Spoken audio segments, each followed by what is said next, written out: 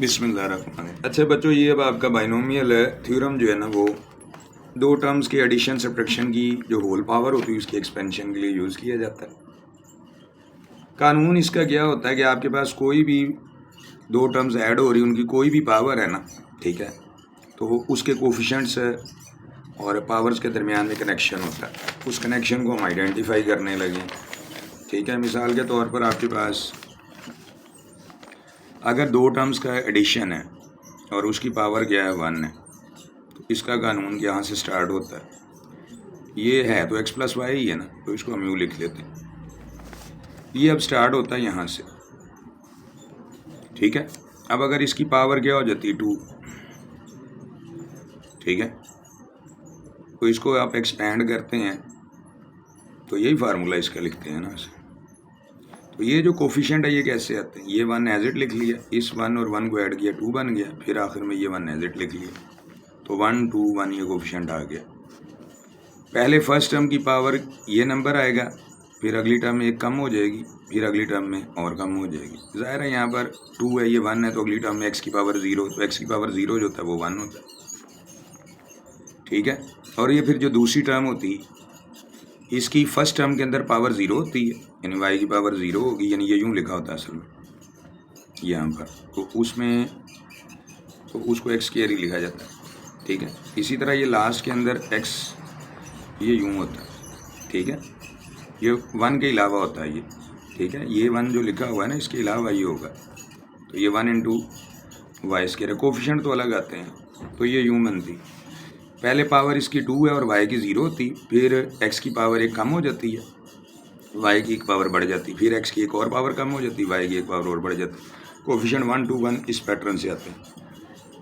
फिर इसी तरह अगर आपने 3 के लिए निकालना है, ये इसको ऐड, इस 1 को एज इट, इस 1 और 2 को ऐड करेंगे 3, 2 और 1 ऐड होगा 3, फिर ये 1 एज इट आ जाएगा। इसका मतलब है कि अगर आपके पास x प्लस वाई की पावर 3 आएगा, तो कानून क्या कहता है, पहली टर्म का कोफिशिएंट 1 होगा और पहली टर्म की पावर 3 होगी, ठीक है, और y की पावर इसमें 0, y की पावर 0 1 होता है, वो लिखा नहीं जाता।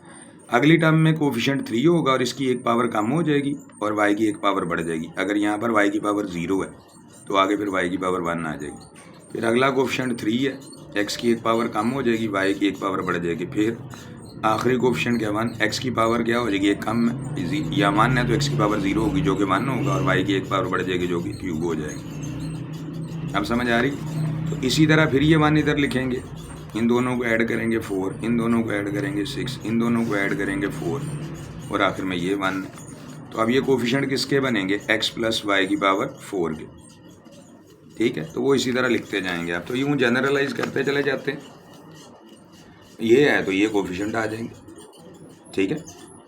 अगर आपने a प्लस एक्स की पावर 6 के कोफिशिएंट्स हासिल करने हैं, ठीक है, तो उसका कानून आपके सामने ये लिखा हुआ है, ठीक है। अकेला 1 जो होता है वो x प्लस वाई की पावर 0 के लिए होता है, ठीक है। x प्लस वाई की पावर 0 तो 1 होगा, ये 1 1 x प्लस वाई की पावर 1 के लिए, 1 2 1 x प्लस वाई की पावर 2 के लिए, 1 3 3 1 x प्लस वाई की पावर 3 के लिए, 1 4 6 4 1 जो x प्लस वाई की पावर 4 के लिए। तो बाकी आप इसका क्वेश्चन निकाल सकते हैं भाई, जिस तरह ये a प्लस एक्स है 6 है, ठीक है, तो ये कोफिशिएंट आ रहे हैं। अब इसकी और फॉर्मेशन भी आ रही जो और आसान होगी, ठीक है। ये तो आ गए ना, a प्लस एक्स की पावर 6 यहाँ से मिल जाएगा, अगर 6 है यहाँ 5 है तो ये आ जाएगा, उससे आगे ले सकते हैं। 5th रो ये है ना, इससे आगे 6 से बनाना है तो क्या बनेगा, 1 एज इट, 1 और 5 को ऐड करेंगे 6, 5 और 10 को ऐड करेंगे 15, 10 और 10 को ऐड करेंगे 20, 10 और 5 को ऐड करेंगे 15, 5 और 1 को ऐड किया 16, 6 आ जाएगा और आखिर में 1 उसी तरह। तो 1 6 15 20 15 6 और 1 कोफिशिएंट आ गए। फर्स्ट टर्म क्या आपकी है, a की पावर 6 है, फिर a की पावर 5 4 3 2 1 और a की पावर 0 जो कि 1 होगा, उन्हीं लिखा है। फिर x की पावर यहाँ 0 होती है, फिर 1 है, फिर 2x की है, फिर x की पावर 3, x की पावर 4, x की पावर 5 और x की पावर 6, ठीक हो गया। अब ये जो कोफिशिएंट्स हैं इनको हम इनके साथ लिखते हैं कम्बिनेशन के साथ टैली करके। ये जो 1 है इसको हम लिखते हैं NC0, ठीक है, ये NC0 होता है, ठीक है, n है ये, यहाँ 0C0 लिखा हुआ तो 1 हो जाएगा। इसी तरह ये आपका जो है 1, इसको लिख सकते हैं 1C0 और इस 1 को लिखेंगे 1C1, ये जो 1 है इसको लिखेंगे 2C0, इस 2 के लिए 2C1 और इस 1 के लिए 2C2। ये 1 3 3 1 के लिए लिखेंगे 3C0 3C1 3C2 3C3 और 1। इस तरह आपके पास ये फार्मूला nth रो के लिए आता है। ठीक है, k की वैल्यू है 0 1 2। ठीक है, k ये वाले नंबर जो यहाँ रिपीट हो रहे होते हैं। nth रो का मतलब ये फर्स्ट रो है, सेकंड थर्ड फोर्थ। ठीक है, तो इन जनरल ये फार्मूला यूँ बनता है। ठीक है, एक मरतबा एक्सप्लेन कर देता हूँ आपके सामने कोफिशेंट्स को। x प्लस वाई की पावर क्या है n, तो ये क्या आएगा nc 0, फिर x की पावर n आ जाएगा, y की पावर 0 प्लस nc1 x की पावर n माइनस 1 y की पावर 1 प्लस nc2 x की पावर n माइनस 2 y की पावर 2। ठीक है, ओके, प्लस सोन चलते आखिर में आ जाएगा nCn x की पावर 0 यानी n माइनस n y की पावर n। बाकी उसको हल करके लिखो जिस तरह मर्जी, और फिर समेशन फॉर्म में अगर लिखना है तो ये हो जाएगी। ये बार बार जो प्लस आ रहा है इसके लिए समेशन लिख दो। ठीक है, वेरिएशन कहाँ कहाँ आ रही है। ठीक है, ये nc0 होता है असल में, इन दोनों का डिफरेंस पावर में आता है और ये वाला नंबर इसकी पावर बनता है। हर जगह पे यही है, तो जहाँ वेरिएशन आ रही होती है ना वहाँ पर हम k यूज़ कर लेते हैं।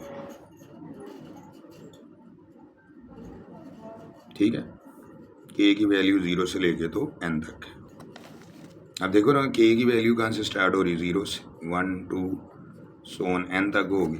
इसका मतलब क्या है, k की पहली वैल्यू 0 पुट करो यहाँ पर, फिर 1 पुट कर दो, फिर 2 पुट कर दो, 0 पुट करोगे इसमें ये आ जाएगा समेशन की वजह से प्लस, फिर k की अगली वैल्यू 1 पुट कर दो, ये आ जाएगा प्लस। इस तरह चल रहा है।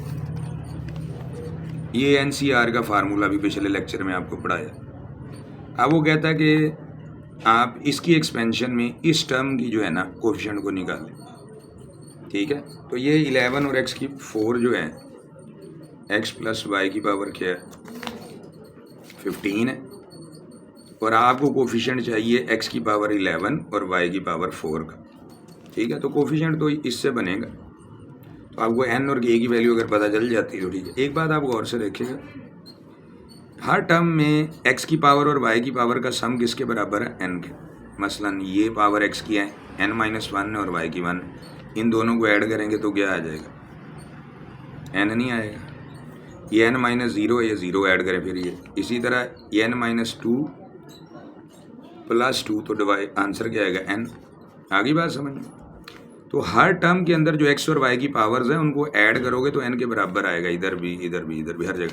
तो इसका मतलब क्या हुआ, ठीक है, कि और दूसरी बात x की पावर होती क्या है, ठीक है, इन दोनों का डिफरेंस। ठीक है, और जो y की पावर होती है वो हम जो टोटल पावर है उसमें से माइनस करते हैं, यानी ये जो लिखा हुआ है 11 ये असल में है 15 माइनस 4 है। अब समझ आ गई इस पैटर्न की। ठीक है, यानी x की जो भी पावर है वो n और k का डिफरेंस होता है। k क्या है जो y की पावर होती है, n क्या है जो टोटल नंबर है यहाँ पर। तो अगर ये हो गया तो फिर यहाँ पर आ जाएगा 15c4, ये फिर इसका कोफिशिएंट बन जाएगा। अब समझ आ गई बात, इसको पहले यूँ लिखो और फिर ये कोफिशिएंट। तो इसको हल कर लो, 15 factorial divided by 4 factorial into 15 minus 4 का फैक्टोरियल आ जाएगा। अब बात समझ में आ गई, तो ये आपने हल कर लेना है। इसी तरह ये दिया हुआ है, अगर आपके पास 1.01, इसकी पावर कितनी दी है आपको 8 दी है, तो इसको दो टर्म्स बना के हल कर लो। 1 प्लस 0.01 इसकी पावर 8 आ जाएगी, तो हल हो जाएगा। 8c0 से स्टार्ट कर लो, हल होता चला जाएगा भाई।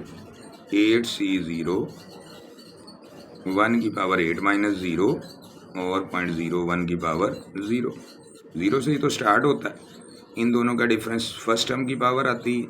ठीक है, और ये जो k की पहली वैल्यू है वो हर टर्म के अंदर क्या बनती, नीचे जो वैल्यू होती वो सेकंड टर्म की पावर बनती। अगले में 8c1 1 की पावर 8 माइनस 1 और 0.01 की पावर क्या आ जाएगा 1 आ जाएगा। हो गई बात क्लियर। 1 की पावर इन दोनों का डिफरेंस और 0.01 की पावर ये 1, सो ऑन चलते जाओगे। 8c8 1 की पावर 8 माइनस 8, 0.01 की पावर क्या आ जाएगी 8 आ जाएगी ये नंबर। बाकी इसको हल करते जो एक्सपेंशन की फॉर्म में लिख लो। बस ये लास्ट टॉपिक आपका रह गया, वो भी इंशाल्लाह मुकम्मल करके फिर आपका ये लेक्चर मुकम्मल हो जाएगा। अच्छा, बाकी ये है बेटे कि आप लोगों के लिए,